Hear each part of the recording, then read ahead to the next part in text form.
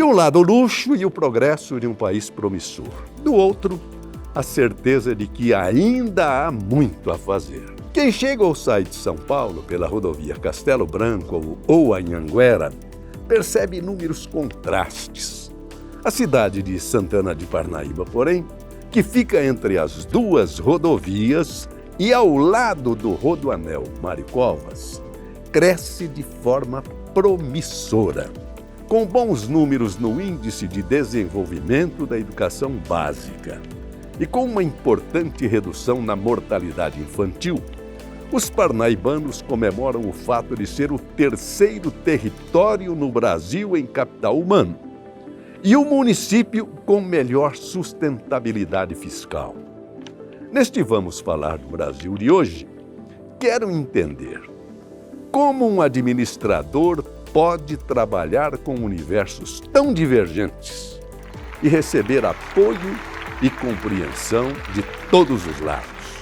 Advogado e apresentador do programa Brasil que Faz, Elvis César é um jovem e promissor político brasileiro, filiado ao PSDB, que já foi vereador de Santana de Parnaíba por 2 vezes e prefeito também durante 2 gestões, com uma avaliação positiva pelo trabalho realizado.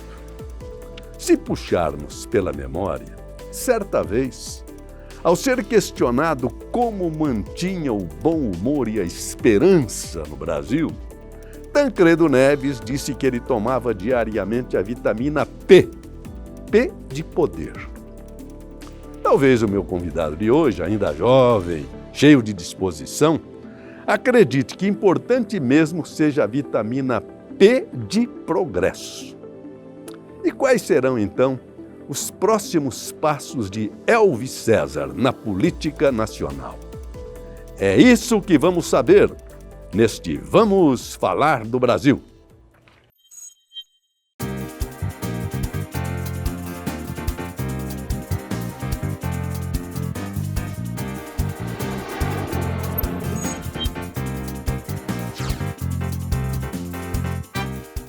Senhores internautas e telespectadores, este é o jovem e promissor político de que já falamos na abertura do programa. Elvis César, jovem, como falei. Obrigado pela sua presença. Nós precisamos de juventude nessa política, porque eu sempre falo que o que apodreceu foi a República. E o povo brasileiro perdeu a confiança na palavra de seus políticos. Precisamos de gente nova. Muito obrigado pela sua presença aqui, Elvis. Eu que agradeço, professora. Na verdade, eu me sinto lisonjeado de participar do seu programa. É político, né? Esse já ganhou meu voto. Elvis, a propósito, Elvis e César. Você é mais artista como Elvis ou mais ditador como César? Olha, nenhum dos dois, professor. Artista não tenho habilidade quase que zero para tanto. E ao longo da minha trajetória eu tive que constituir habilidades para conquistar as pessoas de uma forma com atenção e ganhando o crédito das pessoas de uma forma harmoniosa. Isso é. De cara na leitura do seu livro, que é Como Tornar a Sua Cidade a Melhor do Brasil, é isso? Não? Aliás, professor, eu tenho a honra de poder lhe entregar em mãos um exemplar autografado. Obrigado. É um grande... Esse aqui, ó. Como tornar suas... É preciso coragem para dar um título desse. Como tornar sua cidade a melhor do Brasil. Ter coragem e lançar um título desse para o Brasil é uma ousadia. É uma ousadia. Uma ousadia que desperta várias interpretações. E ao longo de meus quase 20 anos de vida pública, eu pude perceber que no Brasil nós temos que aprimorar em gestão. E esse livro fala um pouco de construção de equilíbrio na vida, construção de carreira, de como ter gestão, boa gestão na máquina pública, nos negócios, e criamos um método, professor. referendado, validado e auditado no Brasil, no qual desde 2016 nós temos ganhado prêmios, como Santana de Parnaíba, uma das melhores, segunda melhor, terceira melhor gestão do Brasil. É verdade. Na verdade, eu já li seu livro emprestado pelo Hélio Sileman para me preparar até para essa entrevista. Você é advogado, além de tudo, né? Eu imaginei que nós teríamos aqui um tratado teórico de administração pública, mas de cara você coloca lá, citando o Vicente Falcone, Sim. O que importa é o resultado. E criou uma coisa chamada gestão de resultados. O que é isso?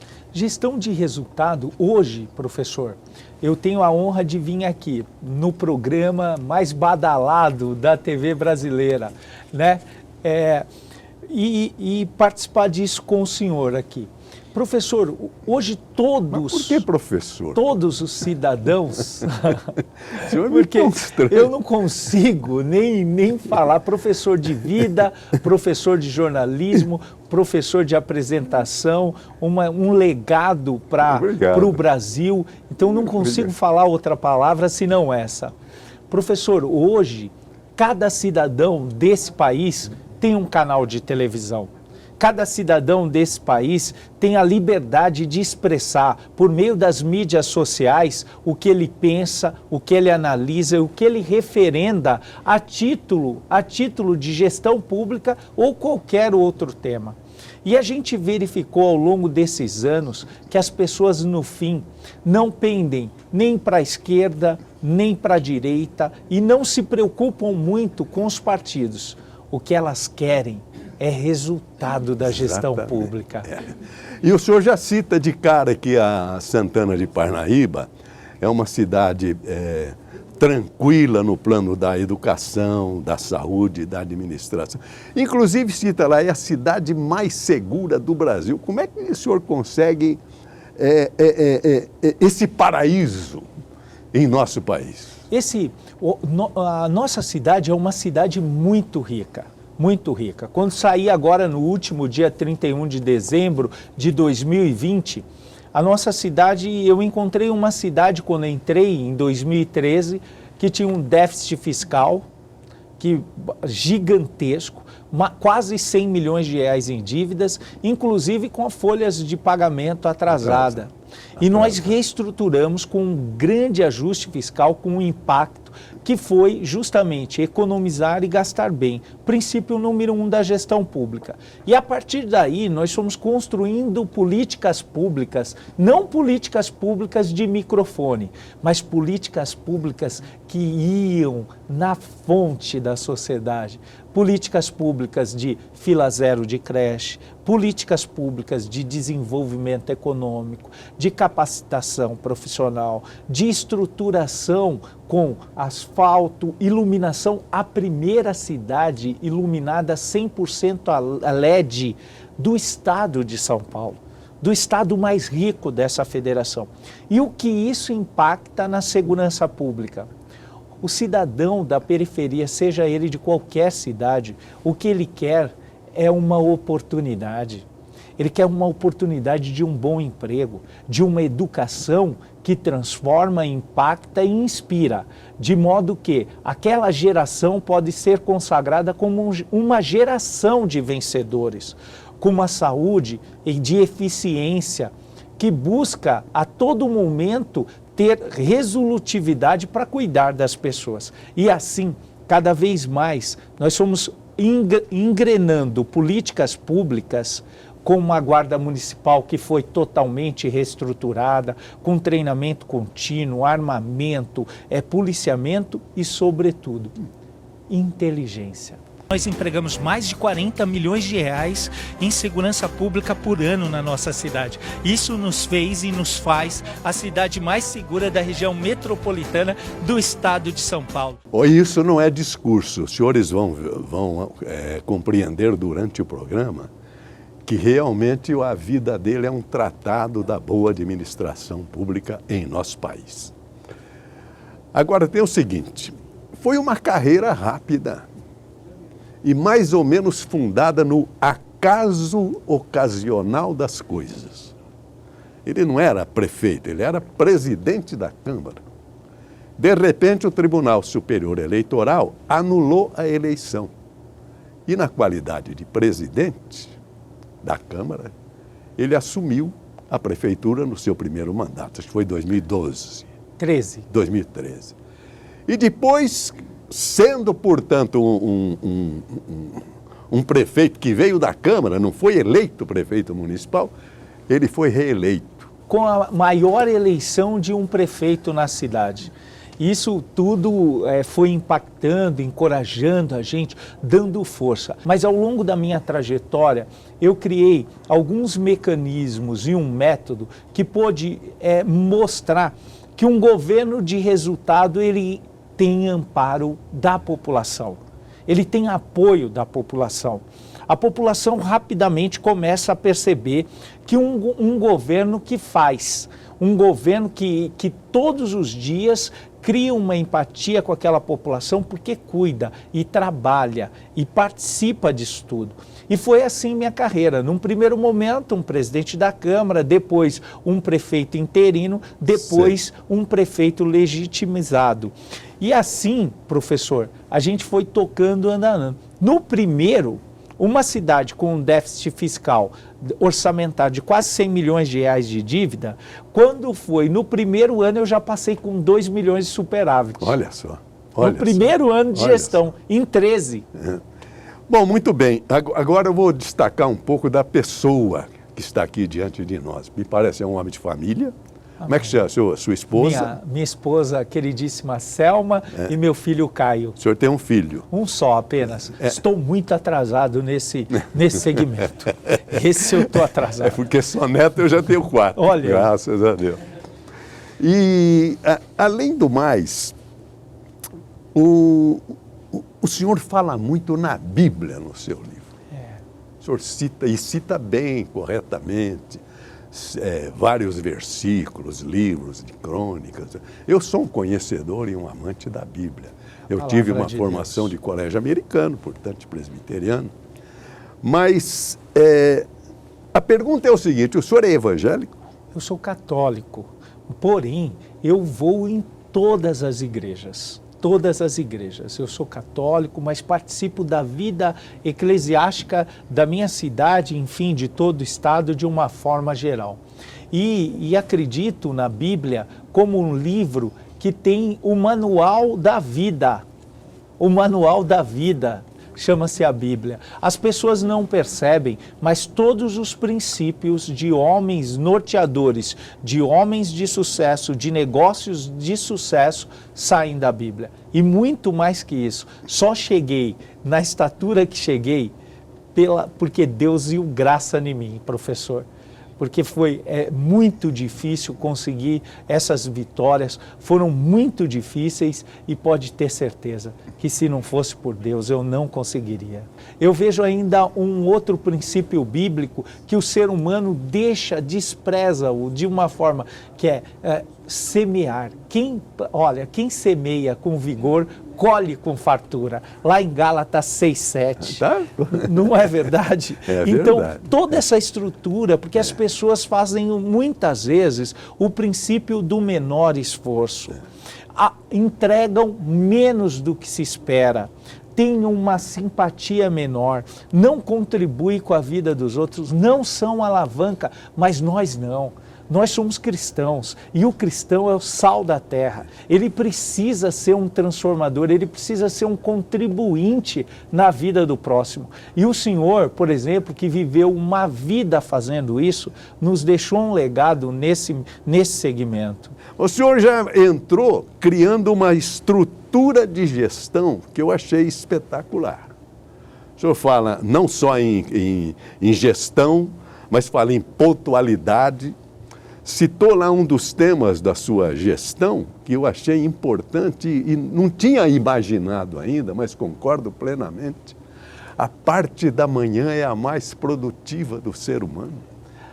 Como é que o senhor chegou a tudo isso? Professor, o maior ativo do homem é o tempo, a gestão do tempo. As pessoas falam que o tempo é dinheiro. E, na verdade, o tempo é muito mais que dinheiro, professor. O tempo, ele é um ativo irrecuperável. Irrecuperável. Então, todo homem que administra, que tem a responsabilidade, em primeiro lugar, que foi lhe dada a chance de administrar uma cidade, ele não pode perder essa chance. E você acredita que realmente de manhã a gente produz mais? Você já tem que reservar o seu melhor tempo para as coisas que são prioridades. Os desafios mais difíceis da gestão, eles precisam necessariamente ser primeiro enfrentados. E assim nós somos controlando a gestão do tempo. E outra coisa, maximizar, ser resolutivo no uso do seu tempo. Saber classificar o seu tempo, saber organizar suas tarefas, tirar um tempo para a gestão, tirar um tempo para a política e uma outra coisa. A ociosidade num gestor público é muito importante. Todos os dias deve ter um lapso na agenda de 30 minutos a uma hora. Isso que eu ia perguntar, tem que ter um intervalo. O senhor também destacou que entre os compromissos tem que ter um intervalo. O senhor adotava esse sistema? Adotava esse sistema. Óbvio que eu eu estou muito longe de ser de estar pronto. Porque o homem ele tem que ter um aprendizado diário e contínuo. Muito longe de estar pronto, mas na construção dessa gestão eu pude verificar que se não tiver um tempo para pensar, para criar, para ter uma criatividade, para você poder pensar no que vai fazer, você passa o dia inteiro sem pensar, guiado. Outra coisa que o senhor criou, o senhor criava, sei lá, temas centrais do seu trabalho, o PDCA. Isso. Que era projetar, fazer, checar e depois festejar. Exatamente. Como é que o senhor chegou nisso? Em 2016, pelo Conselho Federal de Administração, a minha gestão, Santana de Parnaíba, eu como gestor, fui eleito a segunda melhor gestão pública do Brasil. Inclusive, fazer uma ressalva, não é só São Paulo, não. A Fiesp do Rio de Janeiro te deu um prêmio de melhor gestor, não foi? E já em 19, em 20 e em 21. Isso mesmo. O que ocorre é a Federação das Indústrias do Estado do Rio de Janeiro é o principal órgão de controle de eficiência da gestão pública no país. Não sabia. Similar a isso, o Conselho Federal de Administração iniciou um trabalho espetacular que foi em 2016. Quando, então, eu falei assim, até cheguei a perguntar para o meu pai, será que isso é verdade? Eu falei assim, não é possível. E ele falou para mim, olha, rapaz, trabalha, porque se não é, vai ser. Então, ele já me deu uma escala de trabalho e profetizou que seria. Mais do que isso, mas foi verdade. Aquilo era verdade, porque era uma gestão que ia controlando. Como eu peguei uma cidade falida, eu tinha um dever original, autêntico, que era controlar gastos, que é a principal ferramenta, a principal comissão de qualquer órgão público, é o controle das finanças. Tem que montar uma comissão para isso. Exatamente. Então eu controlava os gastos e gastava bem, que não é economizar e gastar bem. É um princípio elementar da gestão pública. E como eu cheguei no plano do Check Action, que é o PDCA, como eu cheguei nisso? Em 16, fui validado para o Brasil como gestor. Fui para o site nacional do meu partido, como a segunda melhor gestão pública do Brasil. Enquanto que, certa vez andando pelos corredores de um aeroporto, passei numa livraria, e olhei um livro. O que importa é resultado. Olhei para aquele livro e falei, opa, é esse livro que eu estou buscando na vida. É o do Vicente Falcone. Vicente Falcone. Aí eu comprei o livro, peguei aquele livro e vi que ele já empregava por meio... que o PDCA foi criado por Eduardo Deming. Edward Deming, nos Estados Unidos. Quando houve o bombardeio de Pearl Harbor, da base de Pearl Harbor, no Havaí, os Estados Unidos foi e bombardeou com as bombas atômicas Hiroshima e Nagasaki. Foi verdade. A reconstrução do Japão se deu por empresas americanas, que levaram esse método para o Japão. E lá houve o casamento completo da disciplina japonesa, do foco, da determinação, de todo aquele contexto forjado no sofrimento para vencer. O Japão se tornou uma potência no século passado. Sendo um paizinho metade do estado de São Paulo. Metade do estado de São Paulo, com uma indústria formidável. Sony, Mitsubishi, Honda, Toyota e tantas outras, não é? Agora, senhor prefeito, eu acho, eu não sou administrador, mas eu acho que o grande drama da administração pública brasileira é o secretariado. O senhor acredita em A, acredita em B, acredita em C, acredita em D, mas não tem domínio sobre isso. Como é que o senhor delegava poder na sua administração? Mas aí que está, nós vamos chegar lá. Quando o Brasil, em 1992, se eu tiver errado, porque eu estava no final do colégio técnico, para ingressar na faculdade, abre para competitividade. As empresas de aço brasileiras começaram a exportar para o Japão. E, portanto, esse método do PDCA chegou ao Brasil. E um dos consultores brasileiros, um dos engenheiros que trabalhavam com metalurgia, se chamava Vicente Falcone. E aí ele começou a propagar isso no Brasil. Conhecedor, tomou água na fonte no Japão, depois veio para os Estados Unidos e começou a propagar um sistema de qualidade de gestão que impactou todo o país. E aí foi que criou a grande consultoria dele e tudo mais. Até me esforcei para que ele prefaciasse o meu livro, mas a idade e a pandemia o impossibilitou. Mas com isso, voltando à sua pergunta, como criar como delegar? Delegar e criar um time. Isso se dá com transparência. Hoje eu tenho já mais uma capacidade melhor de análise de perfil. E na ocasião tinha bem menos que hoje, ou quase nada, ou não sabia nada. Mas eu tinha um critério de acompanhar as coisas muito próximas e verificar rápido, de forma resolutiva, quais seriam as medidas que deveriam ser tomadas. Então esse acompanhamento, essa proximidade com todos os secretários me levou a ter conhecimento de cada pasta.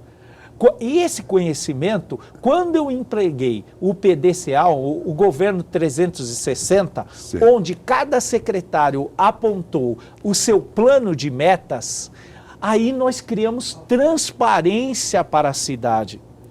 E quando esse modelo ele é aplicado, professor, ele elimina todo o secretário que não está com o mesmo espírito, que não tem vontade de executar, que não cumpre os seus prazos e os seus projetos. E aí o senhor tinha a polícia lá, o senhor dividiu a coisa. E aí a gente identificava quem fragilizava o time. Mas outra coisa que me chamou bastante atenção foi a coragem que o senhor teve de, logo no começo da administração, realizar uma administração junto com o povo. O senhor fez uma espécie de assembleia, convidou todo mundo. Segundo o seu livro, compareceram 2.000 pessoas, ou mais ou menos, não sei. E cada um trouxe seus problemas e o senhor identificou tudo aquilo, marcou tudo aquilo. Como é que o senhor chegou a esse nível de poder dialogar com o povo e depois cumprir a promessa? Exatamente. É o resultado. Só que, professor Joseval, eu já tinha uma caminhada dentro da gestão. Foi no 5º ano de gestão e com o aprendizado desses 5 anos, sei, e com já validado tanto pelo povo como os órgãos de controle, quais sejam o Conselho Federal de Administração, sei, ser o segundo melhor gestor e conhecendo, estudando, por isso que eu acho imprescindível que o senhor me fala, o hábito da leitura. O senhor leu o meu livro inteiro. Olha, preste bem atenção, eu tiro, o senhor extraiu todo o conhecimento que eu tentei passar lá. E o que ocorre? Eu já era validado, e aí eu crio um mapa de diagnóstico muito preciso, que primeiro o feeling do prefeito. O prefeito que tem acesso à população, ele colhe esse feeling. Segundo, um plano de governo bem realizado. Terceiro, um pop-up no site da prefeitura, mas com interesse de saber quais são as dores e os sonhos. E essa assembleia durou um dia só, algumas horas? Como é que depois foi? que faz esse diagnóstico, esse apanhado, se traça um plano de metas.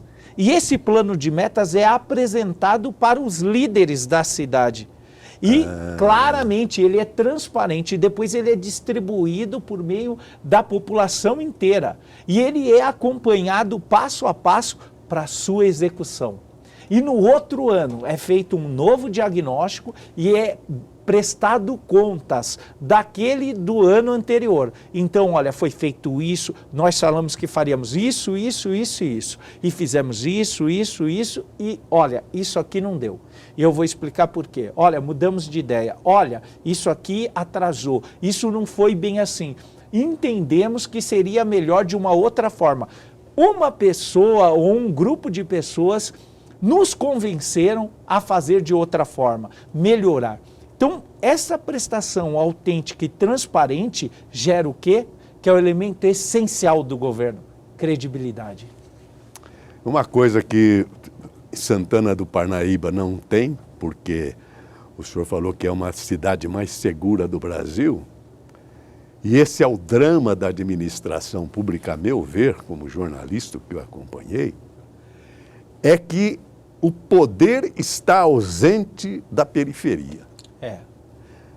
É o PCC que está mandando lá. Já não há mais atuação da autoridade. No Rio é um desastre. O poder perdeu o comando de certas partes, inclusive nesse campo. Como é que o senhor não teve PCC lá? A sua administração? Esse poder paralelo que é comandado pelo crime organizado, ele foi mitigado de uma forma estruturante. E como isso? Entrando nas áreas periféricas e fazendo a transformação. Qual é a transformação? Saneamento básico, estruturando áreas de risco, pavimentando, criando escolas de primeiro mundo, treinando professores, dando oportunidade, fazendo uma engrenagem. Uma das principais comissões que eu sugestiono, que é a Comissão de Desenvolvimento Econômico. Quem está pensando a cidade para 5, 10 e 30 anos? Como gerar emprego? A tecnologia, por exemplo, nossa cidade tem 8 data centers com mais 10 em aprovação. É a número 1 em tecnologia. O que é data center? Data center é o iCloud. O que é iCloud? O iCloud é... Para com isso, professor. Todas essas suas fotografias e mensagens que trocamos, professor, elas são armazenadas nesses grandes polos de armazenamento de informações e dados. Esses data centers, além de gerarem tecnologia, riqueza para a cidade, eles proporcionam o seguinte, que nós possamos fazer um salto na tecnologia e fazer isso com identidade. Por exemplo, eu instituí Parnaíba Idiomas, onde 22 mil pessoas estudavam o segundo idioma na cidade. A primeira cidade do estado de São Paulo a ter mandarim na base na escola de idiomas. Escola de chinês? Mandarim? 100 alunos estudando chinês. Isso. 100 alunos. Para quê? Aí o senhor deve estar me perguntando, e você que está nos assistindo, para que ensinar mandarim? Para guardar conexão com a Ásia, para criar um organismo de recepção e cultura, visando já a internet 5G. Que quando a banda 5G agora vai ser implementada no Brasil, virão equipamentos, sem dúvida nenhuma, da Ásia. E aqui nós vamos ter pessoas já preparadas para criar essa congruência com eles. Esse trabalho foi feito. E essa oportunidade, uma guarda bem montada, bem estruturada, com bastante inteligência na movimentação, fez com que... Limpou a área. Fez com que fosse mitigado cada vez mais essa oportunidade. Certo. Muito bem, meu mestre. Eu queria nós vamos fazer um break, mas nesse intervalo eu quero pedir licença aos senhores telespectadores, nossos internautas, para fazer, não sei se é um agradecimento ou um poema de agradecimento, à família Paulo Machado de Carvalho. Eu tenho uma veneração, eu vivi lá dentro, 50 anos, com a família Paulo Machado de Carvalho. Os 3 filhos, o Tuto, o Alfredinho, o Paulinho, principalmente o Antônio Augusto Amaral de Carvalho, que é o Tuta, e agora os netos do velho Marechal. Por que eu faço isso? Porque o nosso Vamos Falar do Brasil está se acoplando à Jovem Pan. Portanto, a nossa caminhada será muito mais fácil, não só pela extraordinária popularidade desta emissora, mas pela sua grande credibilidade. E este é o ninho onde nós estamos caindo, de braços abertos. Dentro de instantes, vamos voltar a falar com este prefeito que foi eleito o melhor prefeito do Brasil. Este Brasil que nos encanta e nos dá orgulho. Agora, aqui na Panflix. Dentro de instantes.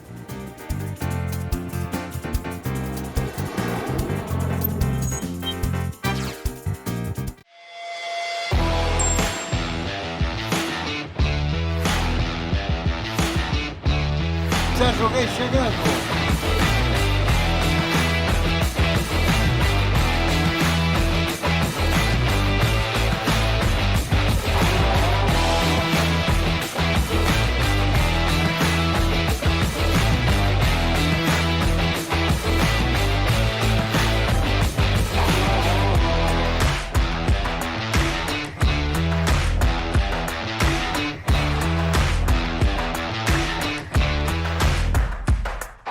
Hoje eu estou aqui para entrevistar você, José Walter. Isso é verdade? Prazer estar com vocês aí, muito grande, principalmente falar do Brasil. São 3 machos e uma fêmea, por sinal Maria, que com todos se parecia. Todos de olhar esperto pra ver bem de perto quem de muito longe é que vinha. Pra curar o teu despeito, vou meter pinga no peito, sufocar teu coração e nessa casa tem roteiro. Pinga em mim você.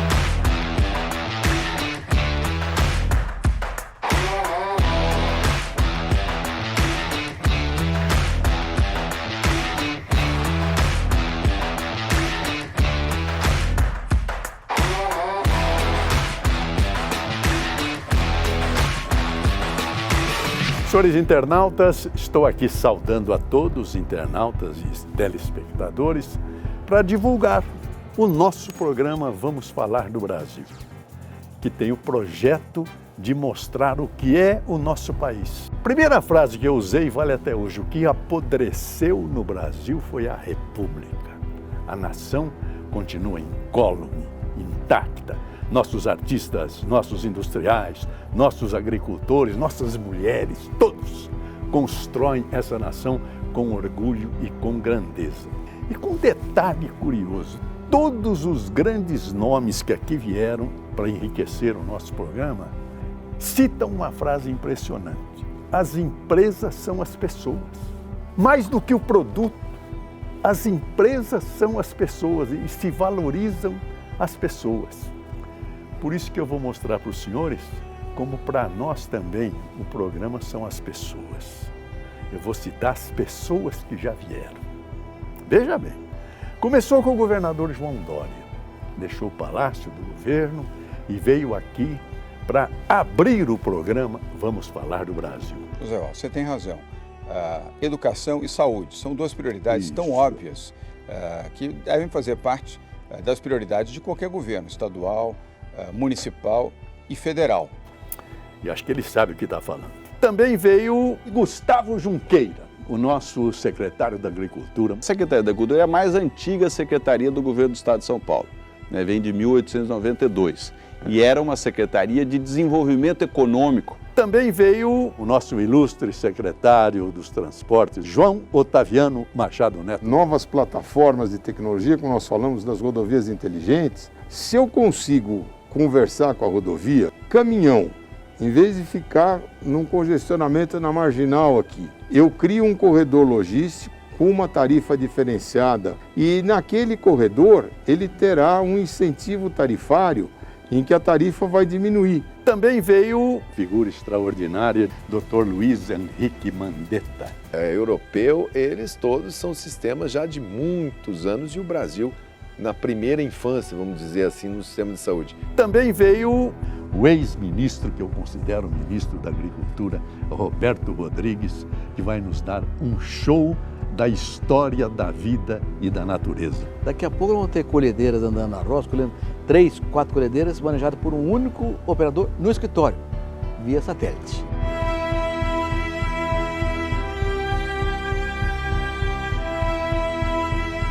Veio também Luísa Helena. O sucesso nada vem fácil, né? E ninguém tem sucesso, você está de sucesso. Também veio Raquel Sherazade. Joseval Peixoto. Muito obrigado pela sua presença. Muito obrigada Raquel. pelo convite. Essa é a primeira entrevista que eu dou depois de sair do SBT Brasil. E um dia eu fui o assunto mais comentado do Twitter. Um telespectador gravou, postou no YouTube e do YouTube ele explodiu. Foi quando o SBT me chamou. Eu vim para São Paulo para conversar, sair daqui com um contrato assinado. Onde a Itália ela aumentou, né, no ano mais de 170% a importação dos nossos produtos na cadeia soja para aquele país. Os bancos já deixaram de faturar, só nesse tempo de vida do Pix, já deixaram de faturar mais de R$1 bilhão em taxas. Não sei fazer teatro, não sei fazer cinema, não sei fazer nada.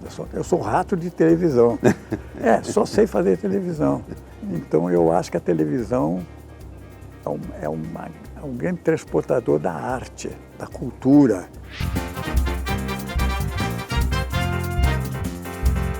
Sérgio Reis. Obrigado.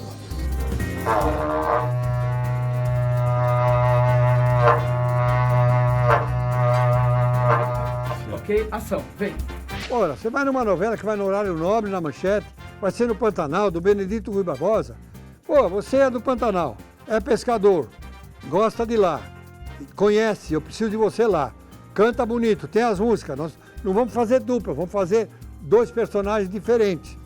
E tem uma coisa, nós ainda vamos ganhar e beijar as mulheres bonitas, o que mais você quer, cara? Quando eu conheci o Sérgio Reis, eu conheci também o Valins. Na gravadora Odeon, no Rio de Janeiro.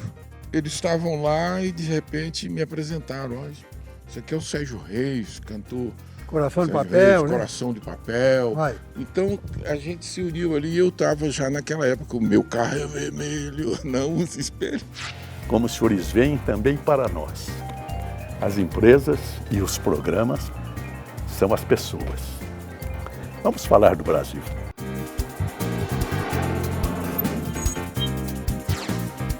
Senhores internautas e telespectadores, vamos continuar com esta aula sobre administração pública aos jovens brasileiros que tenham sonho e pretensão política. E o Brasil precisa de jovens brasileiros na política, porque a administração pública é a condução do país. É bom prestar atenção nessa entrevista, porque é uma aula sobre como ter resultados. Este homem foi eleito o melhor prefeito do Brasil 3 vezes, 2 ou 3 vezes. Só que agora ele entra na minha área, aí que eu estou assustado, que o senhor também criou um programa, agora é Brasil que faz, concorrendo com o Vamos Falar do Brasil. Ô, professor. Tem que me cuidar mais? Como é que é? Professor, o seu programa está na estratégia do Mar Azul. Está muito acima de todos os demais programas. Eu quero que você fale do seu. Olha, professor, o senhor é paradigma de televisão, de jornalismo para todos os brasileiros. Então, estamos longe. Na verdade, nós estamos com um programa de propósito semelhante que busca guardar relação com o programa do senhor, que se chama Brasil que Faz. Olá, o nosso programa Brasil que Faz para todo o Brasil! E qual é o propósito disso? É impactar as pessoas a realizar seus sonhos por meio do empreendedorismo, ouvindo histórias brilhantes que eu vou ter a honra de entrevistá-lo no meu programa. Oh, será um prazer. Olha, vai ser uma honra. Eu acredito que todos ficarão muito felizes no Brasil de ouvi-lo falar de televisão, de jornalismo. Principalmente de rádio, né? De rádio, de empreender. Minha mãe era professora de inglês. Tudo é baseado em pessoas, então você precisa aprender a conviver. O meu, o seu, o nosso amigo. Naquela missão que a emissora concedeu a você. Estou voltando aos microfones, estava atendendo ali o Elvis César. Ele foi foi o segundo melhor, foi considerado o segundo melhor prefeito do Brasil. Transformou Santana do Parnaíba. Eu que agradeço, Ratinho, é uma satisfação muito grande estar aqui para todo o Brasil na Rádio Massa. O programa está um sucesso, chama-se Brasil que Faz, que conta histórias inspiradoras de brasileiros como você. E mostrar para eles que é possível, por meio de testemunhos maravilhosos como o do senhor e de tantas outras pessoas vitoriosas que saíram muitas vezes de condições muito baixas e se tornaram expoentes para o Brasil. Muito bem. Este homem também fez uma coisa inimaginável. Porque você sabe que o grande drama de nós cidadãos é pagar imposto. O tributo é caro e não tem retorno. Ele congelou o IPTU de Santana de Parnaíba. 7 anos, foi isso? 7 anos. Como? E como o senhor viveu com aqueles débitos e esse congelamento do imposto sobre a propriedade territorial urbana? Nós fizemos um impacto fiscal, um arroxo fiscal muito forte. E aí que eu priorizo e falo para você também, que não é só a gestão pública ou a gestão privada, é a gestão da sua vida. Você precisa ser protagonista da sua vida. E as finanças, professor, o senhor que tem vivido uma vida fala assim, que dizem que dinheiro não traz felicidade, mas a falta dele traz tristeza. Então você precisa prestar atenção nas suas finanças. E em toda gestão, seja ela pública ou privada, o ingrediente número 1 é economizar e gastar bem. E assim eu fiz ano a ano. Acompanhei todos os contratos de prestação continuada, acompanhando a execução e o objeto, mitigando valores com um sistema licitatório de primeiro mundo que oportunizava a concorrência e o ganho no resultado final. Tudo aquilo que era feito por um preço foi por um preço menos algo. Então nós começamos a criar caixa com controle de despesas. Esse é o ponto número 1. Controle orçamentário, controle de gastos, delegação correta das atribuições. Ponto número 2. O Brasil precisa ter desenvolvimento econômico. Nós estamos na terra do desenvolvimento que se chama Estado de São Paulo, onde a infraestrutura precisa ser adequada, com duplicações de avenidas, com prospecção de polos industriais, dando condição de mobilidade urbana, de transporte público, de capacitação de mão de obra adequadamente, com tributo que que concorresse com todos, com uma legislação tributária favorável, que pudesse concorrer de uma forma com lisura com todas as demais cidades do país, somado à segurança pública, nós criamos um ambiente perfeito de desenvolvimento econômico. E assim, a engrenagem foi funcionando cada vez melhor. Segunda maior geradora de emprego do estado de São Paulo. O senhor trouxe empresas de fora para pelo Santana? CAGED. Pelo CAGED. Nós tivemos um programa semelhante, correlato, aprendizado com o Invest São Paulo e criamos o Invest Parnaíba. E prospectamos centenas de empresas para virem para Santana. E os jovens foram lá para esse trabalho que o senhor realiza? E os jovens têm uma oportunidade de formação com uma escola pública 100% municipalizada, do berçário ao ensino médio, com um estímulo ao ensino superior e com estímulo também ao empreendedorismo. E faculdades? Santana de Parnaíba tem faculdades? Olha, o senhor tocou num ponto que quando eu tinha menos conhecimento ainda, eu tinha o sonho que todos fizessem faculdade, seja ela qual fosse, porque eu entendi assim, que quem faz uma universidade, ele tem, primeira coisa, ele tem espelhamento, ele tem conhecimento, pode ser geral, conhecimento, e ele também vai ter uma vida melhor por conta desses ingredientes. Depois, quando eu criei um pouquinho de conhecimento, eu comecei a analisar a tendência da cidade e verificar qual era a tendência da dificuldade do mundo. Por exemplo, tecnologia, programadores, operadores de TI, pessoas, analistas de sistema. E criei uma FATEC 4.0, uma ETEC 4.0. Saímos de um único campus universitário, que era da Unip, para 12 polos. Nossa. 4 presenciais e 8 polos EAD. E assim... E são faculdades municipais, estaduais? Como o senhor...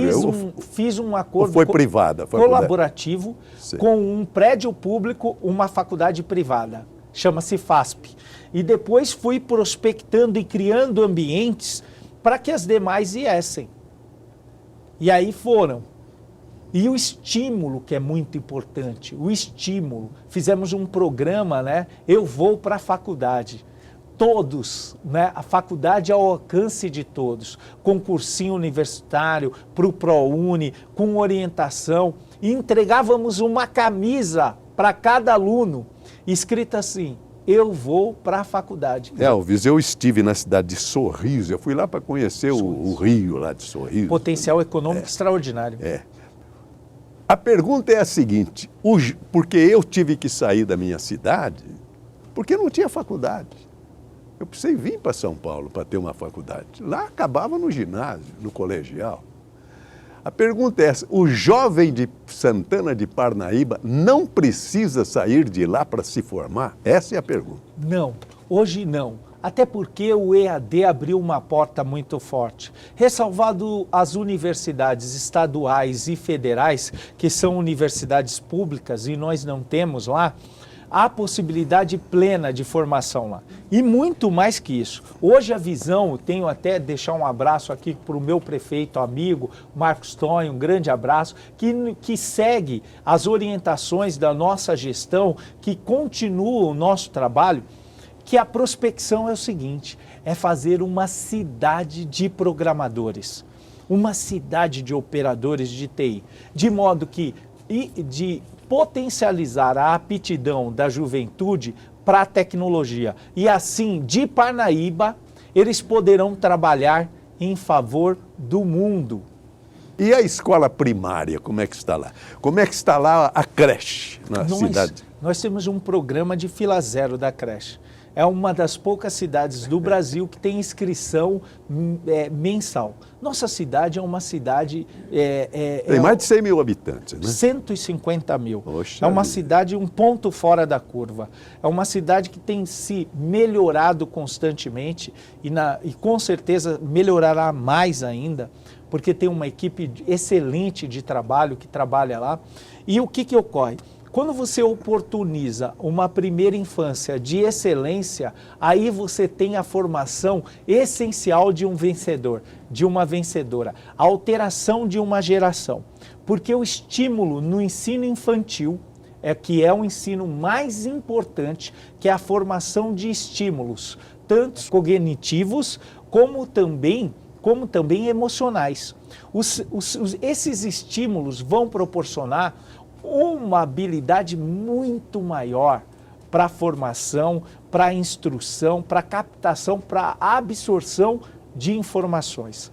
E nós temos trabalhado muito bem isso, com praticamente universidades infantis, que são grandes escolas com potencial privilegiado, aplicando bem isso. Então eu digo sempre que as gerações da nossa cidade serão muito melhores que as atuais. Até porque o que eu vou dizer é de cátedra que eu conheço. Hoje se ensina inglês a crianças de 2, 3 anos de idade. É o método Montessori.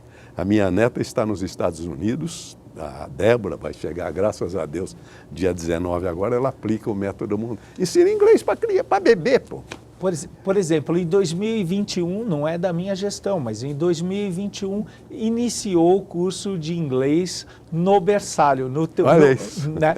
O método Montessori. Então, isso iniciou e foi propagando cada vez mais. Agora, a formação de um novo idioma, ela deve ser correlacionada a um ingrediente tecnológico. Nós não podemos formar só um teórico em mandarim, um teórico em espanhol, em italiano, francês ou inglês, o que seja. Essa formação ela tem que ser com tecnologia. Nós devemos fazer uma revolução tecnológica no ensino público.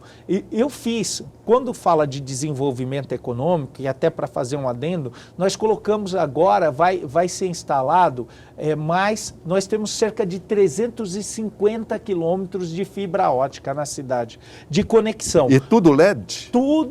Não, fibra ótica e a iluminação... Não, digo na iluminação. 100% LED, desde 2018. Então você verifica aí, a primeira PPP de LED foi em Caraguá, a segunda em São Paulo, que hoje não prospecta. E nós, sem PPP, com investimento próprio, fomos colocando uma estratégia para fazer a cidade inteira LED. Hoje nós temos 35 mil pontos de LED, não é pouco. 35 mil pontos é significativo. Não é pouco. Não é todo de LED. E agora é Smart City, é ter o controle, é poder ter o controle, é diminuir o consumo de energia, trocar a cor das lâmpadas, fazer um controle de substituição de peças, de lâmpadas queimadas, enfim. Mas nesse prospecto, quando você chega com a fibra ótica, você prospecta o novo polo industrial. E tem uma coisa que eu defendo, professor Joseval, que é o seguinte, que é até uma alteração constitucional, que é dentro do PDCA, que é ver, julgar, agir, rever e celebrar. Certo. No rever, toda gestão precisa ter um controle de indicadores. O senhor não verifica a sua conta... Aliás, já seria a próxima pergunta que o senhor chega a dizer no seu livro, que é o grande tema da administração pública, isso que o senhor acaba de dizer. O controle de indicadores. Controle de indicadores. Os BIs, Business Intelligence, são os dados que são conferidos e eles podem ser de acordo com o tamanho do nosso cobertor. Quem tem um sistema perfeito, por exemplo, nós construímos 2 data centers públicos que fazem redundância. Se um der problema, vira a chave e o outro opera o sistema inteiro da prefeitura. Com cerca de mais de 300 quilômetros de fibra ótica, com um sistema integrado que acompanha, por exemplo, que aluno deixou a escola, qual é a média de português, qual é a média de matemática. É o grande drama hoje, hein? A ausência de jovens na escola, há uma evasão brutal. Sobretudo no ensino médio. Isso. E nós que temos o ensino médio municipalizado, tínhamos uma atenção especial. Agora, Elvis, vamos descer para o chão da rua agora. No plano teórico, no plano das teses, você foi sensacional, o livro é sensacional. Mas eu pergunto o seguinte, uma vez o Jô Soares estava entrevistando Paulo Maluf e falou dos buracos de rua. Maluf falou, você me mande o endereço desses buracos que eu mando tapar. O João falou assim, ele quer o endereço dos buracos. Como é que está Santana de Parnaíba com respeito aos buracos? Olha, é o chão da rua. Né? Eu trabalhei um plano de mobilidade urbana. Sei. E tem esse método, ele coloca uma coisa que se chama responsabilidade compartilhada. Todo colaborador de primeiro escalão, líder, diretor, secretário e prefeito teria obrigação de sanar um buraco. E nós chegamos a 97% da malha sem nenhum. E isso é plano de mobilidade urbana, certo. Isso é comprovado, isso é laudado. Então isso contribui. E também com uma ouvidoria, a ouvidoria ela precisa... As pessoas, elas costumam, o professor, querer ouvir das pesquisas o feedback, a parte boa.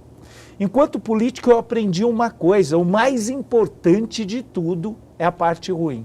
Eu fiz agora uma consulta... Como é que é? É a parte ruim que você precisa... É a mais importante. É a mais importante, porque é ali que você precisa melhorar. Eu fiz uma consulta agora com a doutora Leni, um pouco antes dessa entrevista, e eu falei assim, começa pela parte ruim. Eu quero saber o que não está tão bom. E esse feedback tem que ser, então, uma boa ouvidoria, uma responsabilidade compartilhada. Secretário de Cultura passando, tem buraco, tem que acionar.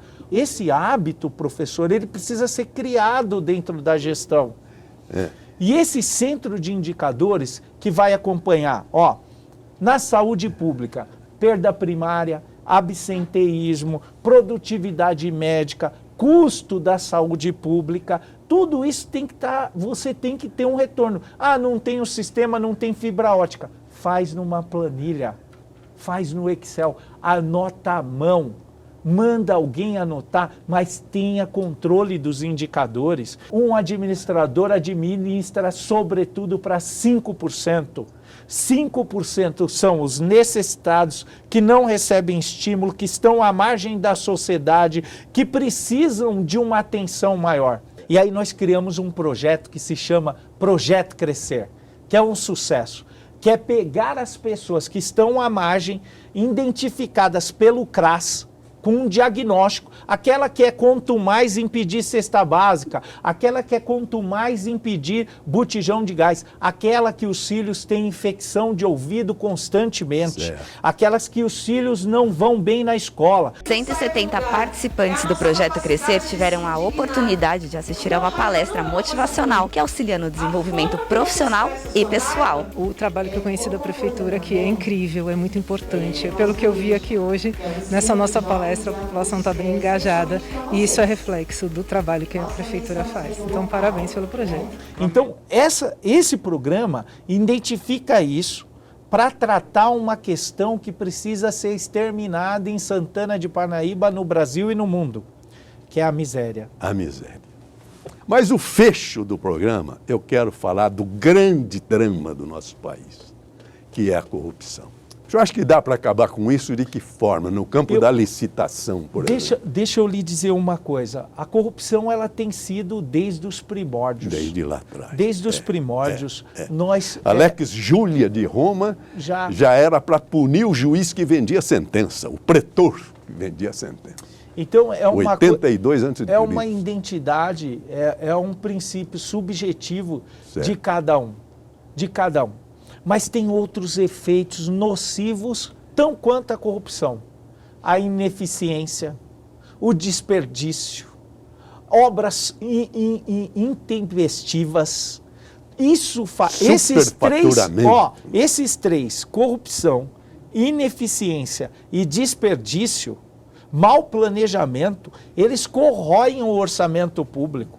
E por isso que tem que serem olhados com lupa para mitigar isso, e por isso tem que ter um bom time, uma montagem e, sobretudo, o exemplo do líder.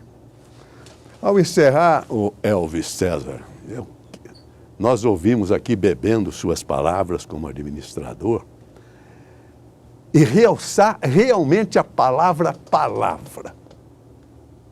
Porque o político brasileiro não tem palavra. O que ele promete na campanha não é o que ele realiza.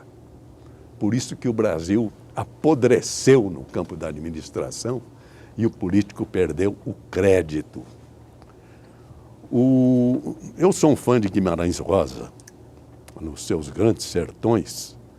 Tem uma frase lá que de vez em quando eu repito. Ele diz o seguinte, o narrador do livro, né? O difícil não é um ser bom nem proceder honesto. Dificultoso mesmo é um saber o que quer decidido e ter o poder de ir até o rabo da palavra. A palavra é muito importante. E como homenagem a este homem, que é um conhecedor da Bíblia, eu encerro com o Salmo: lâmpada para meus pés é a tua palavra e luz para o meu caminho. Amém. Muito obrigado pela sua presença e desejo sucesso na sua carreira como administrador público no Brasil. E sucesso ao seu programa também, Brasil que Faz. E já aceitei o convite para estar lá para tomar um café com você. Muito obrigado, César. Professor, hoje eu realizei uma parte importante da minha carreira, que é ser entrevistado, estar lado a lado com o senhor. Então é uma gratidão, eu tenho gratidão a Deus por esse momento marcante, gratidão ao senhor por me dar essa oportunidade, esse prazer de vê-lo. Eu já estive com o senhor algumas vezes e já externei sinceramente a minha admiração e profundo respeito. Falar aqui que falar do Brasil é falar do professor Joseval Peixoto. Obrigado. Muito obrigado. E Deus falar abençoe. do administrador Elvis César. Muito obrigado também ao meu diretor, né, o Hélio Sileman, que abriu esse programa e essa oportunidade de estarmos aqui. Ao nosso? Ao nosso, é. O que nós fizemos aqui foi uma entrevista horizontal. Depois de montado, vira cinema.